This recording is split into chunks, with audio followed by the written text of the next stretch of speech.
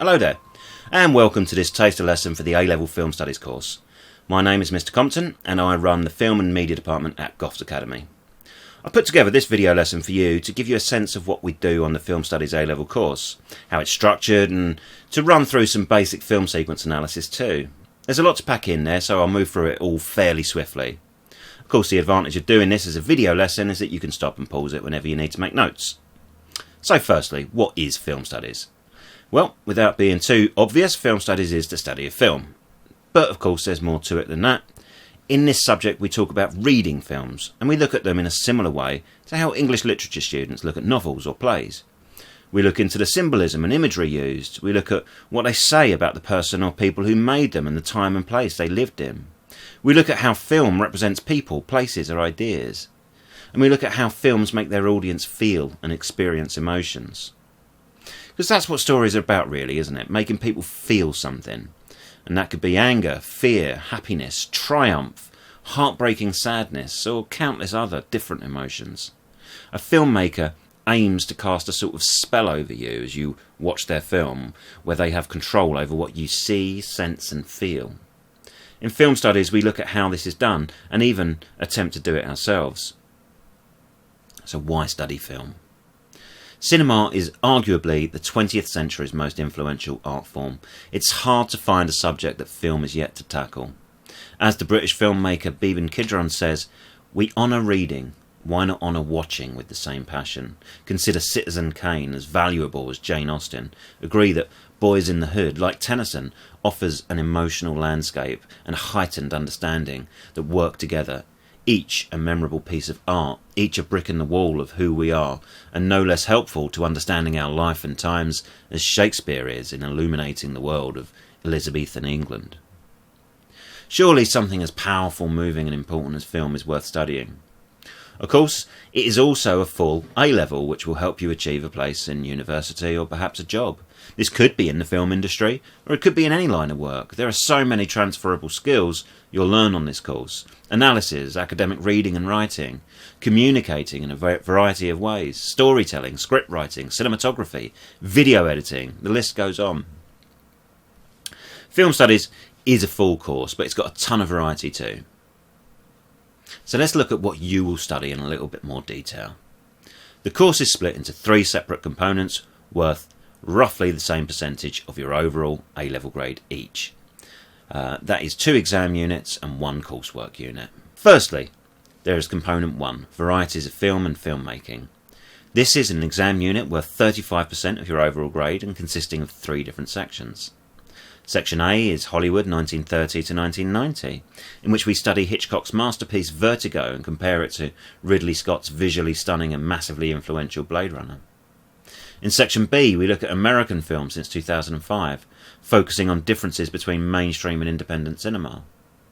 In Section C, we study 2 British films, Edgar Wright's hilarious zombie comedy Shaun of the Dead and Shane Meadows' brilliant and upsettingly relevant This Is England, about the rise of extreme right-wing skinhead gangs in the 1980s. Component 2 is called Global Filmmaking Perspectives, and it's another exam unit. This is also worth 35% of your overall grade, and it's again broken into several different sections. This time there are 4 sections, each covering a different specialist area of film. In Section A, Global Film, you'll look at 2 non-English language films, including one of my favourite films, Guillermo del Toro's Pan's Labyrinth. Section B looks at documentary film, and we study the sad story of Amy Winehouse's life and death in As If Capadia's Amy. Section C is based on silent cinema and the works of Buster Keaton in particular, films which despite being close to 100 years old are still hilarious and charming in equal measure. Then finally we have Section D, where we look at experimental film and study Tarantino's incredibly influential Pulp Fiction. Component 3 is the final unit, and it's worth 30% of the overall grade. This is non-exam assessment or coursework, and it requires you to create a short film of your own. There is the option to concentrate on just the script and storyboard, or to write, shoot and edit a full short film. But this is a fantastic opportunity to put what you have learned into practice, and I genuinely love to see the amazing work that film students create on this unit. So there you have it. 3 components studying a total of 11 films each. with their own specialist area of study, including ideology, representation, narrative structure, filmmakers' theories, the impact of digital technology, and loads more. So let's get a taste of the sort of content you'll be studying in A-level film.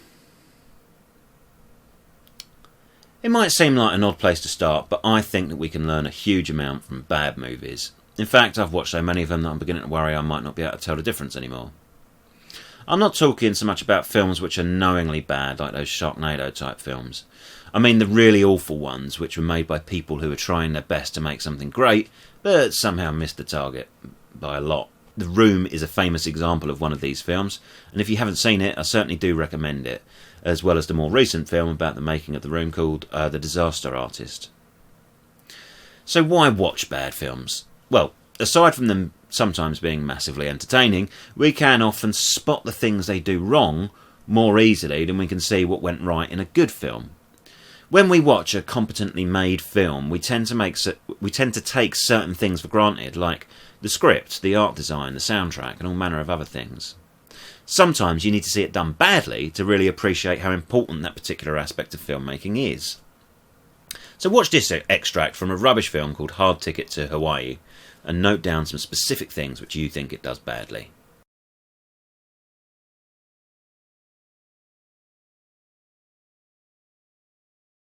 So, pretty good, right? What did you get down for specific things it did wrong? You might have noted the script. That dialogue was pretty terrible, and no real person in the world has ever spoken like those people. But then again, the acting didn't help either. The way they delivered their lines was bad enough, but the physical movement was simply terrible too. Remember that weird little movement the woman did at the end as she turned to deliver her final line? It just felt awkward and strange. Not good things when you're trying to immerse people in a story. How about the costume, however? The main guy's outfit was pretty horrendous too. The tiny swimming trunks underneath that normal shirt, again, just looks weird and pulls you out of the movie. We could go on mentioning all these sorts of things. The terrible props, for example, like the weirdly unnecessary razor frisbee, the dodgy special effects, the casual misogyny, and just what that guy was doing on the beach guarding some sand with a machine gun. Who knows?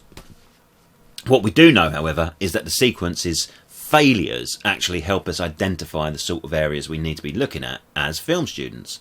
Script, production design, performance, props, etc. So now let's look at something good. While it can be fun to look at awful films, there's no substitute for a well-crafted, effective sequence. So watch the following sequence from Joker, and as you do, note down any aspects of it which you feel work well. Look for the ways that the film draws you in, builds atmosphere, and creates tension.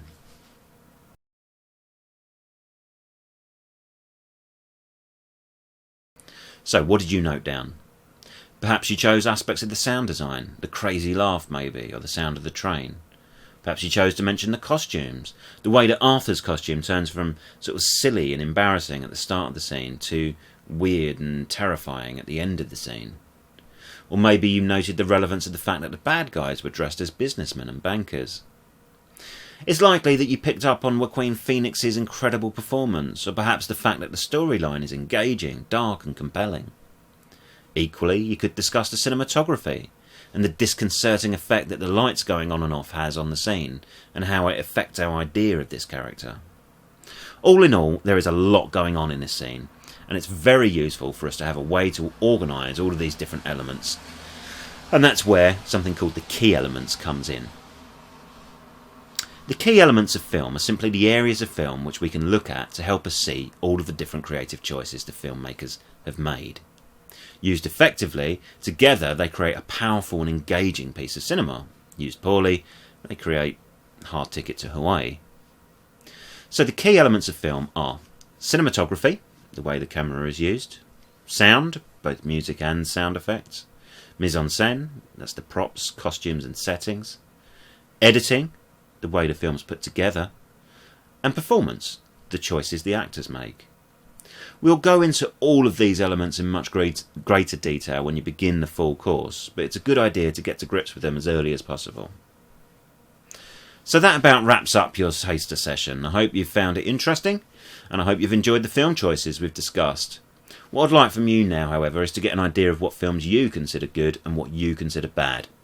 The summer task, therefore, is to write an essay in which you choose one good film and one bad film, and then talk about what it is you about them that you find effective and not so effective.